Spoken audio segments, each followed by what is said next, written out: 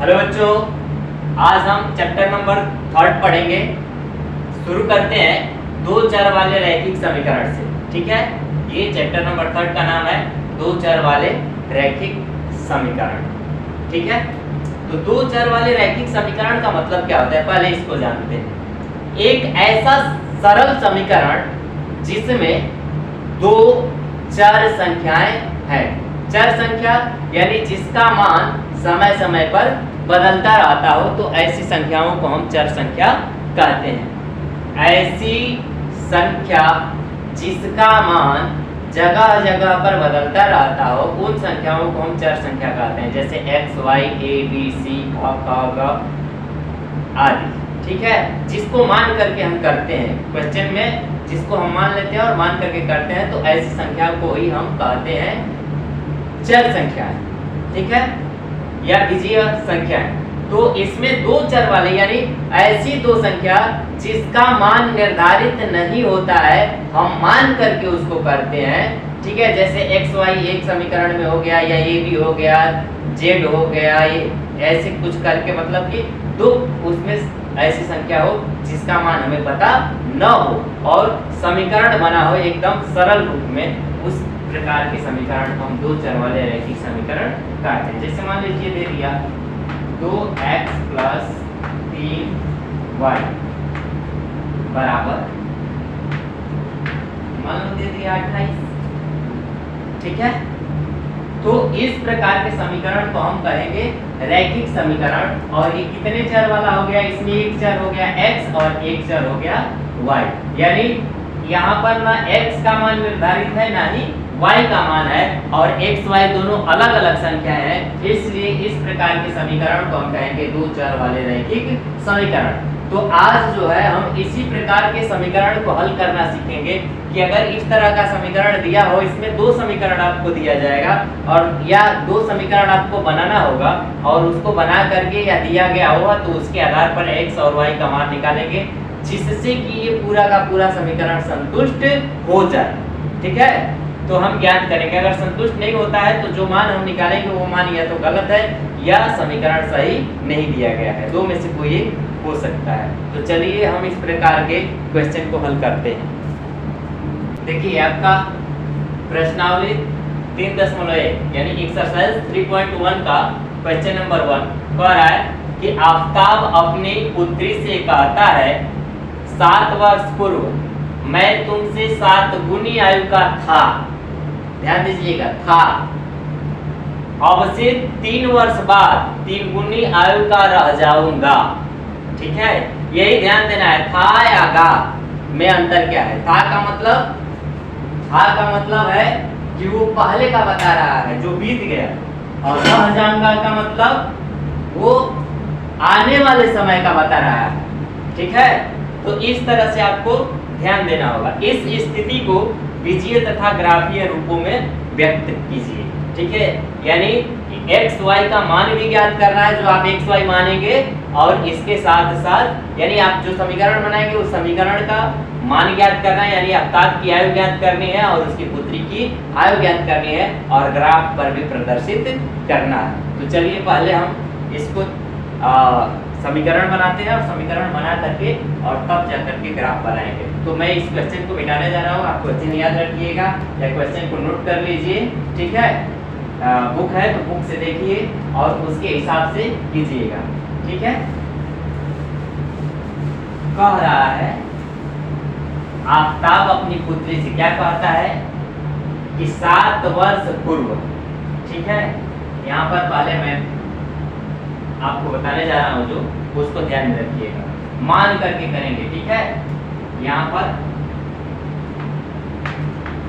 हल करेंगे तो हल में क्या लिखेंगे, माना या मान लिया।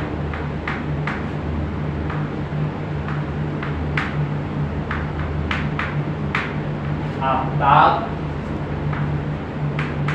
की वर्तमान में मानते हैं, जो मानेंगे वो वर्तमान में मानेंगे। माना आफताब की वर्तमान आयु x वर्ष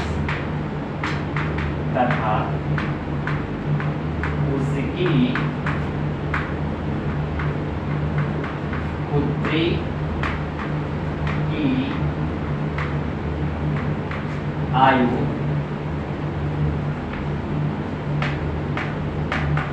y वर्ष है। ये जो भी हमने माना है किसमें माना है, वर्तमान में, प्रेजेंट टाइम में माना है। Let the present age of Aftab is x and his daughter age is y year, इस तरह से मानेंगे। ठीक है, तब क्या होगा, तब 7 वर्ष पूर्व दोनों की आयु पहले लिखते हैं, दोनों की आयु, दोनों का रखना है। ठीक है, ध्यान दीजिएगा, एक उदाहरण लेकर के चलते हैं। जैसे मान लीजिए कि इस समय हमारी उम्र 20 वर्ष है। ठीक है, तो इस समय 20 वर्ष है, तो 7 साल पहले, यानी जो 7 साल बीत गया, उस 7 साल पहले हमारी उम्र क्या थी, मेरी उम्र क्या थी, तो 7 साल माइनस कर देंगे, घटा देंगे, तब ना पता चलेगा। यानी पूर्व का अगर जानना है तो घटाएंगे और बाद का जानना है तो जोड़ेंगे। तो यहाँ पर पूर्व का जानना है ना, तो पूर्व में क्या करेंगे, 7 साल घटा देंगे। तो आफ्ताब का कितना हो जाएगा, आफ्ताब का हो जाएगा x माइनस 7 वर्ष, और उसकी पुत्री का हो जाएगा y माइनस 7 वर्ष। ध्यान दीजिएगा, क्यों, आफ्ताब का हमने x माना है वर्तमान का, और उसकी पुत्री का y माना है, तो दोनों में से 7 घटा देंगे, क्योंकि जब 7 साल पहले इसका है तो 7 साल पहले इसका भी तो है, इसलिए दोनों का 7 साल माइनस कर देंगे। तो ये 7 साल पूर्व का ये उम्र हो गया। ठीक है, अब ध्यान दीजिए, कह रहा है कि ये 7 साल पहले इसका 7 गुना था, इसका 7 गुना था, तो दोनों को बराबर रखने के लिए, समीकरण बनाने के लिए हम क्या करेंगे, 7 गुना का मतलब इसमें 7 से गुणा, तो यहाँ से हो जाएगा x माइनस 7 बराबर 7 गुणे y माइनस 7, ये आपका समीकरण हो जाएगा। ठीक है, इसको ऐसे हम लिख लेते हैं, x माइनस 7 बराबर 7 का गुणा करेंगे तो 7y माइनस 7 सत्ते 49। ठीक है, अब एक तरफ करते हैं, इसको एक तरफ करेंगे, ये ऊपर वाला हम मिटा रहे हैं। ठीक है, आप स्क्रीनशॉट ले लीजिए या इसको नोट कर लीजिए। ठीक है, पोस्ट कर गए और इसको नोट करते रहिए कैसे कैसे इसको किया जा रहा है, क्योंकि हमारे पास यहाँ जगह कम है, आपके पास कापी है, कापी होती है, कापी पर आप करते हैं, तो इसको नोट कर लीजिए या स्क्रीनशॉट ले लीजिए। ठीक है, तो हम इसको मिटाने जा रहे हैं, क्योंकि नीचे वाले को अब यहीं पर हल करना है। तो यहाँ से देखिए, अब इस 7 को इधर लेकर के आएंगे और 7y को उधर लेकर के जाएंगे, तो यहाँ से आपका हो जाएगा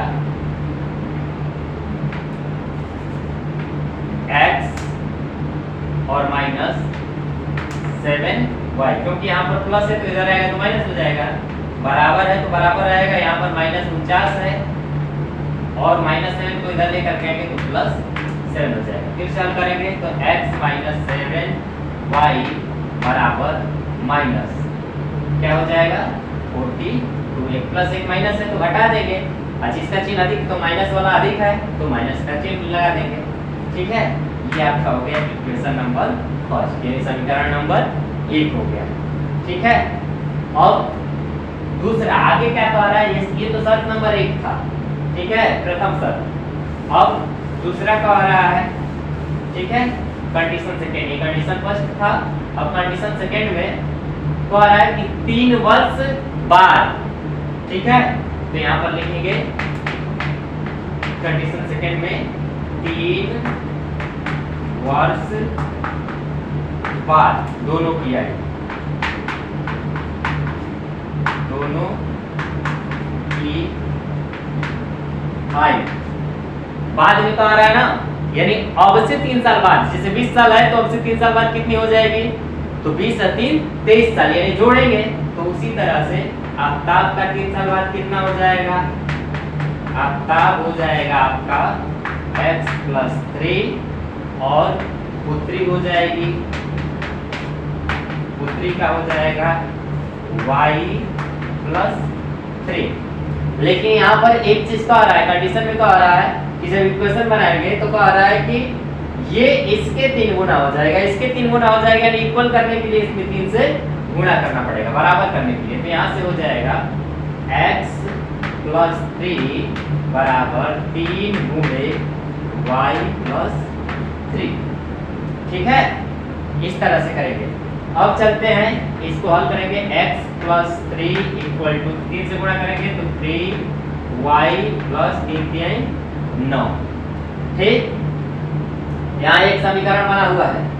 ठीक है, और आगे क्या करेंगे, इसको इधर लेकर के आएंगे, इसको इधर लेकर के आएंगे तो x माइनस 3y बराबर 9, और यहाँ प्लस 3 है तो इधर आएगा तो माइनस 3 हो जाएगा, तो बराबर हो जाएगा 6। Equation number second. यहाँ से आपको दो इक्वेशन मिल गए। कितने इक्वेशन मिल गए? दो इक्वेशन मिल गए। अब दोनों इक्वेशन को यहाँ से हम हल करेंगे, और हल करके ठीक है इसका बीजगणितीय रूप प्राप्त करेंगे और फिर उसके बाद ग्राफीय रूप। ठीक है, चलिए पहले हम ग्राफीय रूप ही करते हैं, उसके बाद बीजगणितीय रूप करेंगे। तो इसको हम मिटाने जा रहे हैं, आप स्क्रीनशॉट ले सकते हैं या कॉपी में नोट कर सकते हैं। ठीक है, तो चलिए हम अब इसको इरेज कर रहे हैं। आपका ये इक्वेशन मिला है, इक्वेशन को हम नोट कर लेंगे। दोनों इक्वेशन को साइड में हम कहीं नोट करते हैं। 7 यहाँ पर x minus 7y equal to minus 42 ऊपर नोट कर ले रहे हैं।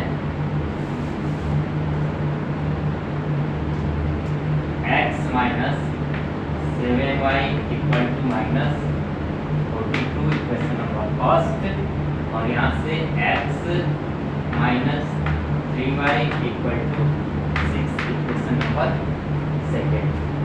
ठीक है, चलिए अब हम क्या करेंगे, बीजगणितीय रूप से हल करने के लिए जो कोफिशिएंट होते हैं, गुणांक होते हैं, किसी एक के गुणांक को बराबर करना होता है, चाहे नेगेटिव हो पॉजिटिव हो, लेकिन गुणांक जो है आंकिक मान में बराबर होना चाहिए। तो यहाँ पर x का ऑलरेडी बराबर दिख रहा है, x का गुणांक 1 है, कुछ नहीं जहाँ है वहाँ 1 होता है, तो x का गुणांक 1 है और यहाँ भी x का गुणांक 1 है, यानी यहाँ पर x का गुणांक बराबर है, तो फिर इसमें हमें गुणा भाग करने की आवश्यकता नहीं है। There is no need to multiply by any number in any equation। क्यों? क्योंकि यहाँ पर कोफिशिएंट को इक्वल करना होता है, ऑलरेडी हमको इक्वल दिया गया है x का कोफिशिएंट। ठीक है, x या y किसी का भी बराबर करना होता है, तो एक का जब बराबर मिल रहा है तो हमको वहाँ पर गुणा भाग करने की आवश्यकता नहीं है। जहाँ आवश्यकता होगी हम बताएंगे। ठीक है, तो फिलहाल इसको क्या करेंगे, घटा देंगे। यहाँ पर लिखेंगे समीकरण 1 से 2 को घटाने पर या 2 से 1 को घटाने पर, कुछ भी आप कर सकते हैं। 1 से 2 घटाइए या 2 से 1 को घटाइए, तो घटाएंगे तो क्या होगा, चिन्ह बदल जाएगा, मैंने आपको बताया था। ठीक है, तो यहाँ 1 प्लस 1 माइनस बराबर है, कट जाएगा। यहाँ 1 प्लस 1 माइनस है लेकिन बराबर नहीं है, तो घटाएंगे, तो 7 में से 3 घटाएंगे तो बचेगा 4, लेकिन 7 के पहले माइनस का चिन्ह है, तो माइनस y है, तो y बराबर, यहाँ दोनों माइनस हो गया, तो माइनस यानी दोनों बराबर चिन्ह वाला होता है तो जोड़ते हैं, लेकिन दोनों में जो चिन्ह होता है वो चिन्ह आता है, तो दोनों माइनस का चिन्ह है। अब 42 और 6 48। ठीक है, अब यहाँ से y का मान निकालना है, तो माइनस 48 और बटा में माइनस 4। ठीक है, अब यहाँ से y बराबर हो जाएगा आपका 12 चौके 48, तो y का मान निकल गया। तो x का मान निकालने के लिए हम क्या करेंगे, किसी भी समीकरण में y का मान रख लेंगे। ठीक है, समीकरण 1 में y बराबर 12 रखने पर, ठीक है, तो y बराबर 12 रखते हैं, तो x माइनस 7 गुणे 12 बराबर माइनस 40। ठीक है, यानी x माइनस 12 से 84 बराबर माइनस 42। ठीक है, अब 84 को इधर लेकर के आएंगे, फिर x बराबर माइनस 42 और प्लस 84, तो x बराबर अब यहाँ पर प्लस वाला ज्यादा है तो इसमें से छोटे वाले को घटाएंगे तो हो जाएगा आपका 42। ठीक है, अब देख लीजिए ये संतुष्ट करता है कि नहीं। 7 साल पहले या 3 साल बाद जा करके देखिए, 7 साल पहले माने इसमें से 7 घटाएंगे, ठीक है, तो ये 35 हो जाएगा, इसमें से 7 घटाएंगे तो 5 हो जाएगा। अब बताइए 7 गुना 5 का 7 गुना 35 होता है कि नहीं? 5 का 7 गुना इसमें से 7 घटाएंगे और इसमें से भी 7 घटाएंगे तो ये 35 हो जाएगा और ये आपका 5 हो जाएगा। तो 5 7 35 होता है। तो यहाँ पर इस शर्त को ये पूरा कर रहा है। 3 साल बाद जाइए, 3 साल बाद मैंने 3 जोड़ दीजिए, 3 साल बाद मैंने 3 जोड़ देंगे तो 3 जोड़ेंगे तो 42 3 कितना हो जाएगा 45 और ये हो जाएगा 15। अब बताइए 3 गुना हो रहा है कि नहीं? 15 तिया 45, यानी कि जो हमने किया है वो सही है। यानी आफ्ताब का वर्तमान आयु कितना है 42 वर्ष और पुत्री का वर्तमान आयु कितना है 12 वर्ष। ठीक है, तो ये हमारा बीजगणितीय रूप सही हो गया। अब इसको हम करेंगे ग्राफीय विधि से, यानी जो आप समीकरण रखे हैं इस समीकरण को ये किस जगह पर संतुष्ट करेगा, x और y अक्ष पर 12 और 42 पर ये संतुष्ट करेगा। ठीक है, ध्यान दीजिएगा। तो इसको हम मिटाने जा रहे हैं, आप स्क्रीनशॉट ले लीजिए या कॉपी में नोट कर लीजिए पोस्ट करके। ठीक है, हम इसको इरेज कर रहे हैं। इक्वेशन रखेंगे उसी तरह से, इक्वेशन रखेंगे उसी तरह से। ये आपका हो गया x और ये x। ठीक है, अब कैसे करेंगे? तो इसके लिए एक चार्ट बनाएंगे, चार्ट बनाएंगे। इसमें आपका होगा एक में x एक में y, ठीक है, और एक होगा x y का वैल्यू। ठीक है, कम से कम 2 बार तो आपको मान रखना होगा, 2 या 3 बार, कम से कम 2 बार रखना है। ठीक है, तो x के किसी भी मान के लिए x का कुछ भी मान रख लीजिए। जैसे मान लीजिए कि x का मान अगर आप 5 रखते हैं पहला के लिए, ठीक है, पहला समीकरण क्या है x - 7 y बराबर -40। तो इस समीकरण में, ठीक है, x बराबर अगर 5 रखेंगे तो आपका क्या हो जाएगा? चलिए समीकरण यहाँ से बना लेते हैं। तो ये प्लस हो जाएगा, तो x = -42 और +7y। अगर यहाँ पर 5 रख देंगे, ठीक, तो 5 रखेंगे तो इसको इधर लेकर के जाएंगे तो 42 + 47 हो जाएगा। ठीक है, 7 से भाग देंगे, पूरा ये नहीं कटेगा। ठीक है, चलिए कटने वाला रखते हैं। तो यहाँ पर अगर हम 7 रखते हैं, ठीक, तो ये 49 हो जाएगा। 49 से 7 भाग देंगे तो ये भी क्या हो जाएगा 7। यानी x का मान अगर 7 रखेंगे तो y का मान भी क्या हो जाएगा 7 हो जाएगा। ठीक है, अगर x का मान 14 रखते हैं, ठीक, तो ये क्या हो जाएगा 56 यानी 8। ठीक है, यहाँ पर पॉइंट क्या हो जाएगा 7 और 7, यहाँ पर पॉइंट क्या हो जाएगा 14 और 8। ठीक है, दूसरे वाले में, दूसरा वाला क्या है x = 6 + 3y। ये आपका दूसरा वाला है। दूसरे वाले को रखते हैं ऐसे ही करके, ये आपका x का वैल्यू हो जाएगा, ये y का वैल्यू हो जाएगा और ये x y पॉइंट्स हो जाएगा। ठीक है, चलिए अगर इसमें हम रखेंगे, कुछ भी रखिए, जो आना होगा वो आ जाएगा। ठीक है, तो इसको हम रखेंगे तो ये मान लीजिए कि आप x को 0 अगर रख देते हैं, इसको अगर 0 रख देते हैं तो ये -6 हो जाएगा, 3 हो जाएगा माइनस, यहाँ पर पॉइंट हो जाएगा 0 और माइनस। और यदि y को आप 0 रखते हैं तो x = आपका हो जाएगा 6। तो ये आपको पॉइंट मिल जाएगा 6 और 0। अब हम ग्राफ बनाएंगे और इस ग्राफ पर इसको रखेंगे। ठीक है, इसमें क्या होता है, ये x एक्सिस होता है और ये आपका होता है y एक्सिस। ठीक है, चलिए हम लेकर के चलते हैं 6 का ये 0 क्योंकि हमारे पास ये कम है, तो 6, 12, 18, 24, 30, 36 ऐसे करके 6, 12, 18, 24, 30, 36, 42, 48, 54। ठीक है, इस तरह से लेकर के चलते हैं। और इधर की तरफ माइनस हो जाएगा और इधर भी -6, -12, -18, -6, -12, -18, -24 डट। ठीक है, ग्राफ में x और y 7, 7 पॉइंट। ठीक है, पॉइंट आपका हो जाएगा इधर से भी 7 और इधर से भी 7, यानी ये लगभग आपका ये वाला 14 और 8, यानी x अक्ष पर 14 और y अक्ष पर 8, यानी कि आपका लगभग क्लियर है। अब यहाँ से हम क्या करेंगे, इस लाइन को ऐसे ड्रा कर देंगे,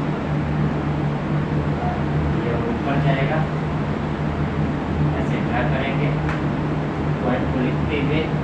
ये कौन सा वाला है, x = -7y, ये वाला इक्वेशन है। यहाँ 0 और -2, यानी x अक्ष पर 0 और इधर से -2, यानी ये वाला ठीक, 6 और 0, यानी इधर से 6 और इधर से 0, यानी ये वाला। अब इसको हम मिलाएंगे। ठीक है, तो जब इसको मिलाएंगे तो देखते हैं कि कहाँ जाकर के लिखा है।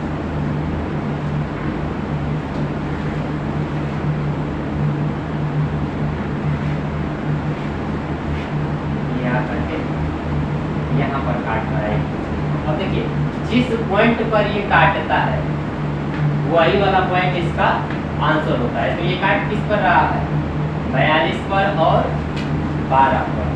देख रहे हैं ये, यानी x अक्ष पर 42 और y अक्ष पर 12।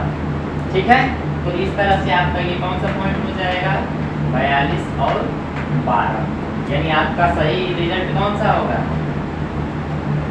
12 वर्ष नहीं 42 वर्ष और 12 वर्ष, यानी आफ्ताब की जो वर्तमान आफ्ताब का जो वर्तमान आयु है वो 42 है और उसकी पुत्री का वर्तमान आयु जो है वो 12 वर्ष है। तो इस तरह से ये ग्राफीय विधि में हल किया जाता है। तो मैं उम्मीद करता हूँ आपको ये चीज़ समझ में आ गया होगा और आप इसको आसानी से कर लेंगे।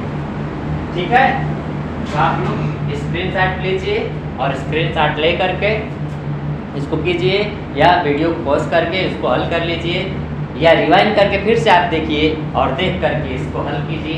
ये बहुत ही आसान है, इसमें कोई दिक्कत नहीं है। आप 1 बार 2 बार 3 बार देखेंगे तो आपको समझ में आ जाएगा। अगर नहीं आता है आप कमेंट करके बताइए, मैं फिर से वीडियो बना करके और बताऊँ। इस तरह के और भी क्वेश्चन मैं आपको बताने वाला हूँ। तो मैं उम्मीद करता हूँ कि आप इसको करेंगे, ज़रूर से ज़रूर देखेंगे। ठीक है, और वीडियो कट करके या क्या उसको बोलते हैं स्किप करके मत देखिए, भगा करके मत देखिए, इतना ही तो समझ में नहीं आएगा।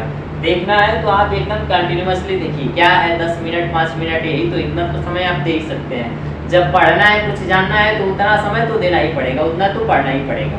ठीक है, बहुत बहुत धन्यवाद।